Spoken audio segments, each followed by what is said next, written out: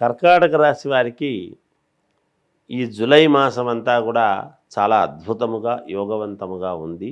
అనుకూలవంతమైనటువంటి ఫలితాలు గోచరిస్తూ ఉన్నాయి. అనూహ్యముగా కలిసి రావటం, ఏ పనిలోనైనా కూడా మేము ఇంతకాలము ఉన్నటువంటి జీవితం వేరు, ఈ మాసము వేరు అన్నట్టుగా ఈ నెలలో అన్ని రకాల యోగవంతముగా ఉంది మాకు అని సంతోషముగా ఆనందముగా ఈ మాసమంతా కూడా గడిపే ప్రయత్నాలు ఉన్నాయి.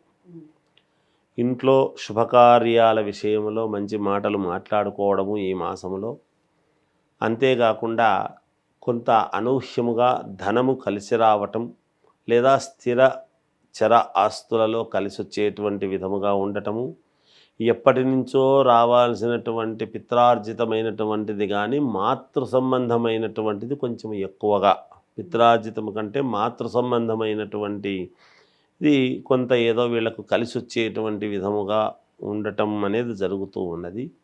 ఉద్యోగాలు చేసుకునేటువంటి వాళ్లకు అనూహ్యముగా ప్రమోషన్ లాంటిది రావటము కానీ, స్థానచలనము కానీ ఇలాంటివి ఉండవచ్చును. మామూలుగా వ్యాపారాలు చేసుకునేటువంటి వాళ్లకు చాలా యోగవంతముగా మంచి లాభాలు గడించేటువంటి పరిస్థితి ఉన్నది.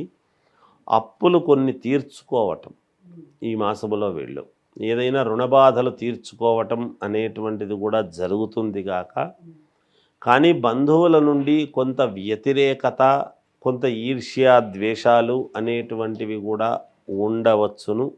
ఎప్పటి నుంచో ఒక పని కావాలి, ఇది జరగలేదే అని మానసికమైనటువంటి ఇబ్బందితో ఉండేటువంటి వాళ్లకు కొంత ఊరట అనేది కలుగుతుంది గాక, ఆ పని జరుగుతుంది, లేదా ఒక మంచి మనిషిని మాకు చూపించినాడు భగవంతుడు, ఈ మనిషి ద్వారా మాకు మేలు జరుగుతుంది అనేటువంటి ఆలోచన కావచ్చు, ఇలాంటివి ఏవైనా కావచ్చు.